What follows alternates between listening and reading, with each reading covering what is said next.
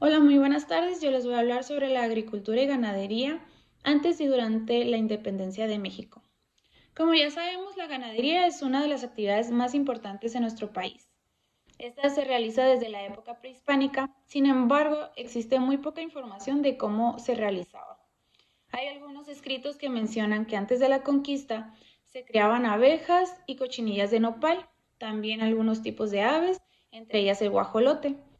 También se menciona que se domesticó el perro Itzcuintli, pero este también servía para el consumo humano. Y bueno, la cochinilla de nopal era criada con gran cuidado.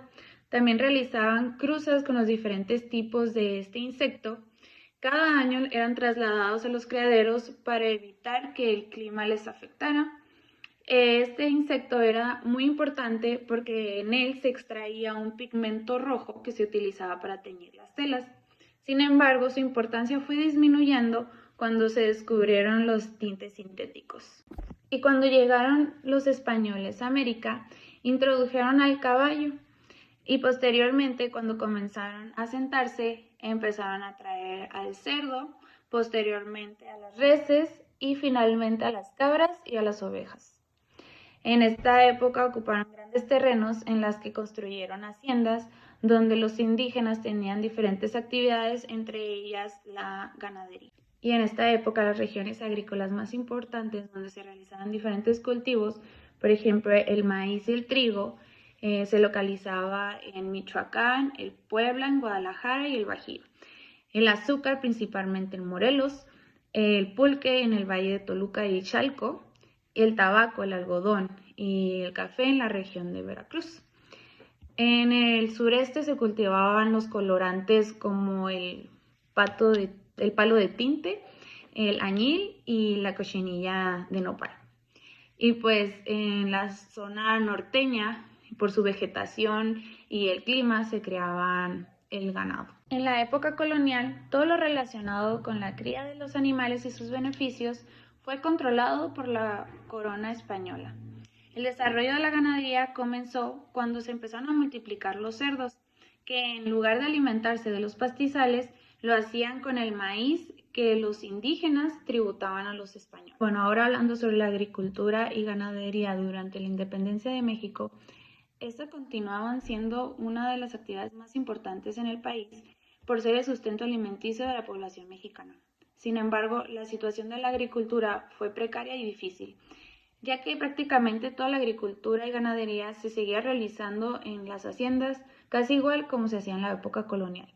Este factor determinaba la concentración de pocas manos en las tierras y la escasa innovación en la tecnología en el campo.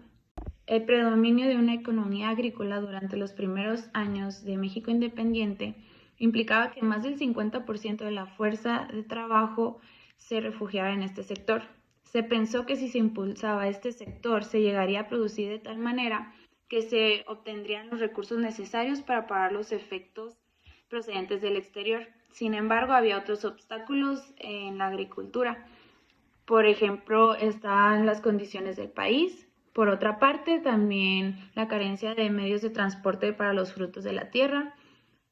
También sumando el atraso de las tecnologías agrícolas, que continuaban siendo pues los mismos que se implementaban en la época colonial. Y pues la cría de los animales y el aprovechamiento de sus productos eran prácticamente nulos. Y aunque se dictaron leyes para fomentar el desarrollo agrícola de nuestro país, no fue suficiente. En 1823 se concedió exención de alcabala, diezmo, primicias y otros derechos a los plantíos de cacao, café, viñas, olivo y de la seda. Aunque hay otros productos en los cuales no entraban esto, que era el algodón y la lana. Aunque si se encontraba la manera de mejorar la calidad del algodón trayendo una semilla extranjera, podían quedar libre de esto del cabala y diezmo.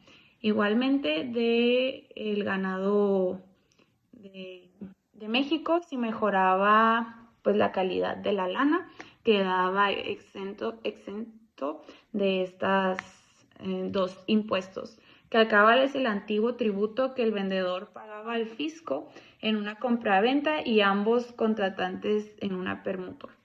Y el diezmo es la parte del producto bruto de las cosechas, generalmente la 10ª parte, que los fieles entregaban a las iglesias.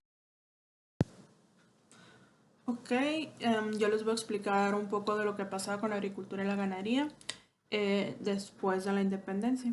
Se supone que en los años pues, 1821 a 1854, más del 50% de la fuerza de trabajos era en el sector agroalimentario, pues dada la condición de que mucha gente pues era pobre. Eh, Tanto la agricultura como la ganadería fueron de las actividades económicas más importantes para el sustento pues, de toda la población, obviamente. Y esto se realizaba en haciendas, igual que antes y como estuvimos viendo pues, en la clase, ¿no? Estas regiones agrícolas se localizaban pues, en lo que es Guadalajara, Michoacán y Puebla, donde se cultivaba pues, el maíz y el trigo. Y en el norte se producía el azúcar en Morelos. Y pues en el norte, como siempre, se cultivaba pues el ganado, como se ha seguido haciendo, dada la condición de que pues el clima de aquí no ayuda mucho a cultivar algo como el algodón o algo por el estilo. Sin embargo, pues no todo era color de rosa, como bien sabemos. Enfrentaba muchos problemas el desarrollo agrícola porque quedó el país en un muy mal estado después de la independencia y obviamente las tierras se quedaron pues con ciertas personas y las cuales no les querían meter innovación agrícola. Entonces, aparte, tampoco había forma de cómo transportar pues los productos que iban saliendo como las pieles o no sé, el maíz aquí al norte del país. Entonces, la industria y la agricultura para que se desarrollaran, se le decidió poner pequeños impuestos en el interior para que no compraran las cosas del extranjero. Sin embargo, estaba permitido comprar productos del extranjero siempre y cuando mejoraran los productos de aquí. Entonces, esos sí no tenían impuestos. Podías comprar, no sé, por ejemplo, una vaca Holstein para cruzarla con las vacas de aquí que te produjeran más leche y así pues mejorar el producto de aquí. Y en 1823 se crearon lo que es el alcalaba y los diezmos, que son como pequeños impuestos que se les ponían a los plantíos, tanto de café, cacao, las viñas y a los olivos. El algodón y la lana sí tenían impuestos, pero no tanto como estos mencionados anteriormente. Y pues como ya se mencionó, la semilla del algodón también, si venía al extranjero, no se le aplicaba impuestos. Lo que decíamos de la alcalaba es un tributo que se le daba al vendedor para la compraventa, ¿no? Y era como una permuta. Y el diezmo era el derecho al 10% de ciertos mercaderes para que se pagaban para el rey. Ahora bien, como estamos mencionando al respecto de la agricultura, en lo que es a la ganadería, en 1825 se da un dinero para la reconstrucción y el desarrollo de las haciendas. Y así pues ese sector productivo que fue destruido por la guerra, pues empezó a mejorar y fue pues extendiéndose. En 1850 se estableció por primera vez la navegación por el río, lo que vinculó la agricultura en el interior del país. Entonces, así fue llegando, obviamente, a nuevos territorios, incluso a nivel internacional. Y así se fue consolidando la producción de tabaco, la ganadería, el cacao, el café, la caña, la quinoa. Y como resultado de todo esto, en 1835, las exportaciones agrícolas participaron con el 8.64% de las ventas externas totales. Y ya para 1855 participaron con el 64.78%.